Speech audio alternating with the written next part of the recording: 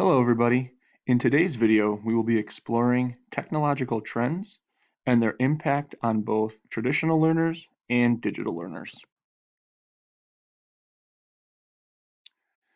To begin, we're going to start with a purpose, and the purpose of this video is to examine the technologically trends from the perspectives of a traditional learner and a digital learner, as well as determine the value of both mindsets and see if there is an option for a meeting of the minds between these two types of learners. So let's go ahead and get started.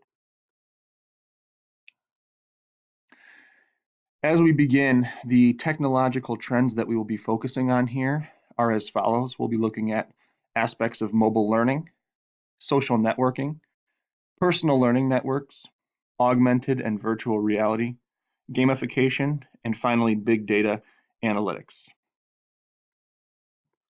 So we're going to begin with the traditional learner.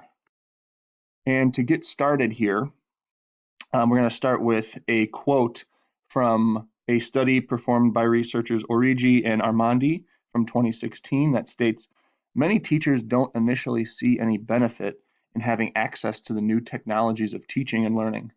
Some also see it as a more demand on time and a set of tools not asked for, and even do not know how to use it." And this quote really gets to the heart of the mindset of many traditional learners when thinking about the technology trends of the new era. And we're going to explore that a little bit further here. Looking at the traditional learning mindset, I am a traditional learner, and for the most part, I'm particularly skeptical and fearful of these new emerging technologies as they come into the classroom. And this can be best illustrated by the graphic below here. There are just many pieces of the puzzle, and it's a little bit confusing and overwhelming to have all of these new and various technology trends such as social media, blogs, GIT training in the classroom that I just don't know how to learn to understand these things, and it becomes a lot more work. Traditionally, I prefer the pencil and paper method. I feel that these have led to a lot of successful lessons because I've been teaching for a very long time, and I don't see the need to integrate technology in the classroom. For the most part, I see technology as a distraction in the classroom setting. Um, with all of these new technological trends, one of the big things that I fear that causes me to fear is I have a lack of knowledge because it's just a rapidly growing market. And there's not enough time for any training, aside from very surface level things that I might receive in professional development at my workplace. Overall, I feel that technology is going to create more work for me as I'm going to have to redevelop all of my lesson plans to incorporate some aspect of technology for the new learner. How are these technologies changing society? Well, they're changing the way people operate altogether. I believe that it's making learners more dependent on technology more than ever. And for the most part, this is a negative thing because it is taking away their ability to think critically in the classroom and in a real world situation. I feel that learners will need to be entertained constantly if we continue to integrate technology into the classroom. And this is ultimately going to cultivate less creative thinkers and problem solvers, which is going to clearly affect the way that we function in the real world setting. Also, technology trends like social media and mobile learning will have an effect on not only our current generation, but future generations, our lifestyle, and our culture. Ultimately, when we continue to integrate these things into the classroom, we're creating generations of online learners. My biggest fear here is that these learners are, while they're have the access to the internet and all this information, they're going to eventually lack the necessary social skills that they need to interact face to face, which is going to be a critical skill they'll need in a real world setting when they apply for a job. Similarly, there's a lot of dangers that are surrounding social media. I know that it helps with communication and it helps people with personal learning networks. However, a lot of students, particularly, don't understand the full scope of the dangers of posting on sites like Facebook or Twitter or Snapchat and how that can affect their lives. I also believe that it's making traditional resources a thing of the past. Textbooks have been removed from the classrooms to make way for more one-to-one learning environments where Chromebooks are being initiated. There's less print sources, more online reading with mobile learning devices that are accessible to the schools. So now that we've taken a look at the mindset of the traditional classroom learner, let's take a look at the digital learner. So the digital learner mindset, I am more of an open approach to all of these different technological trends and how to best use them in the classroom. I'm constantly expanding my personal learning network, which is illustrated by the graphic to the right over here. Using the internet, using my access to information and people to help grow my profession and how to best use technology and incorporate that into the classroom. I love to use my personal learning network, both with blogs and with social media to help myself constantly learn and improve. And I see it as an extension of my professional development, and it gives me a leeway with what I want to learn. Finally, I see technology as a way to make learning more accessible to all students. Obviously, there's some navigation, and students need to be instructed on how to best use that access and best use the internet, but this provides them with the most beneficial educational opportunities.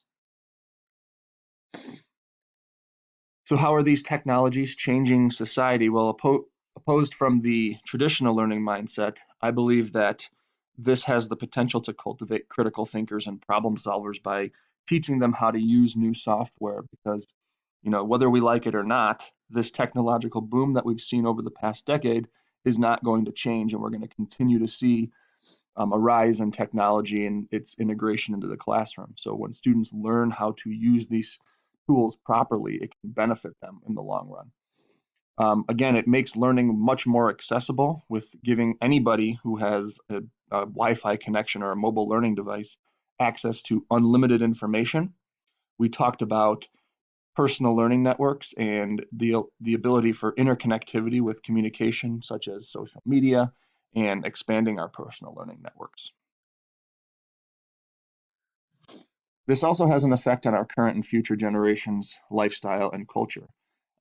Truthfully, I think the technology trends, we're going to promote lifelong learners because, as we'll see from the bottom here, it's going to create a more positive learning experience.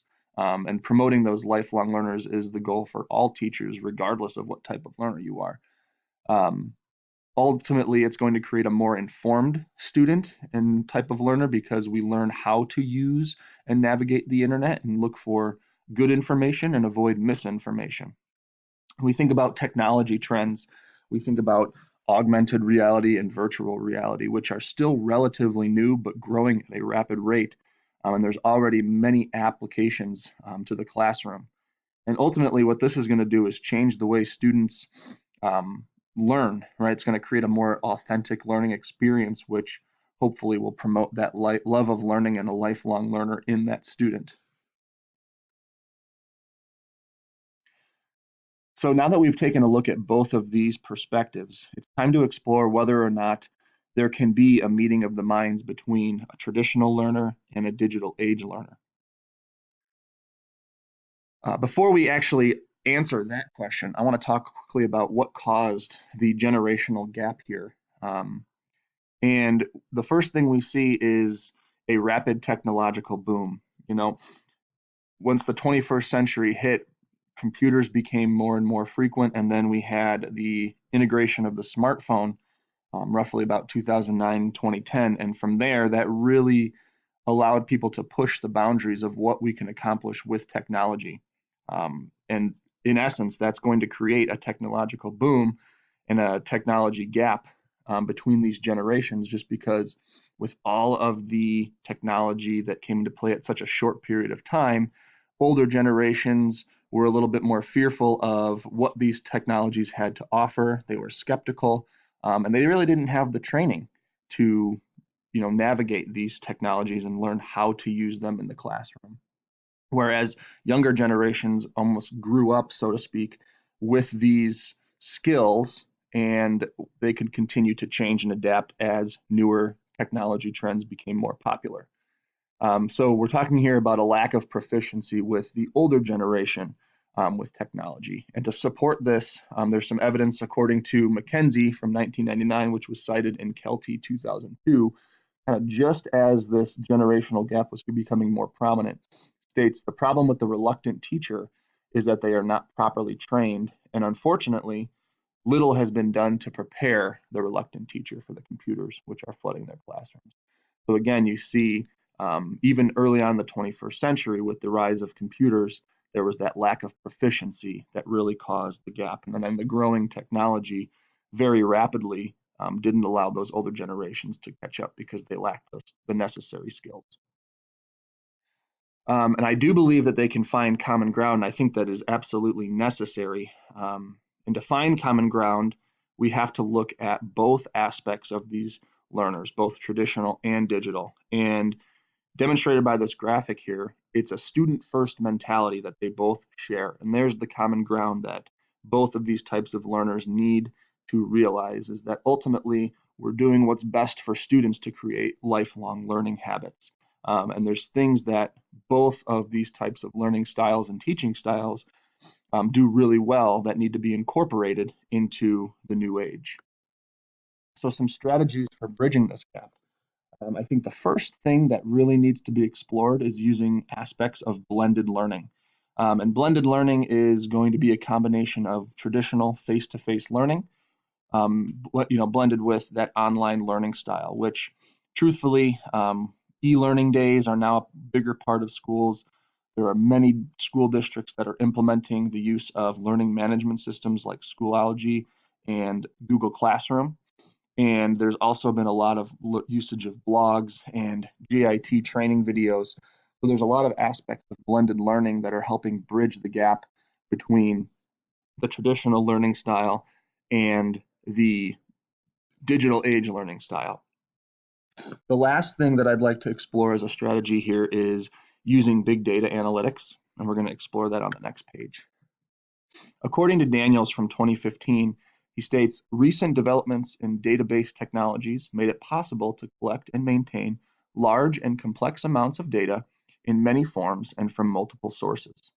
In addition, there are analytical tools available that can turn this complex data into meaningful patterns and value.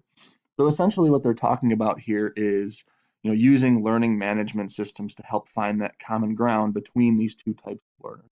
Because ultimately, collecting data on students and using that to inform instruction is nothing new. Both types of learners, both types of educators are going to collect as much data as they can. Using those learning management systems and will help start those discussions between traditional learners and digital learners to help put those things into place so that we can use big data analytics to inform our decisions in the classroom and hopefully start to train those older generations on how to best use technology in the classroom. Thank you very much for listening to the presentation today. I hope it was very informative, and here is my reference page.